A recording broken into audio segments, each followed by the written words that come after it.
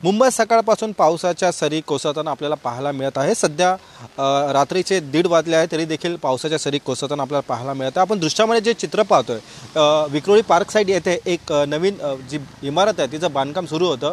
आपण पाहतोय की जो पहिला माळाचा जो स्लॅब आहे तो कोसळल्याने 2 जणांचा दुर्दैवी मृत्यू झालेला आहे। मृत्यू झालेल्यापैकी एक जण याच इमारतीचे सुरक्षा रक्षक होते।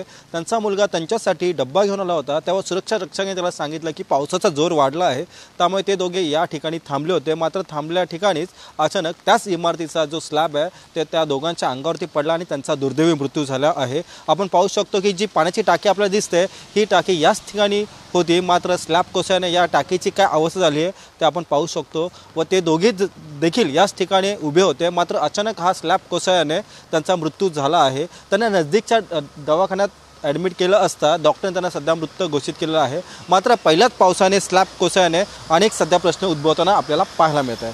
कॅमेरा पर्सन रुपेशसह मी रवी खरात, TV9 मराठी, विक्रोळी, मुंबई।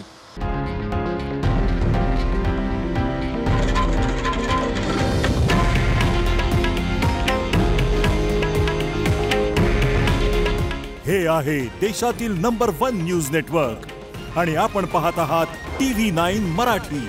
काळजी तुमची, हित महाराष्ट्राचं।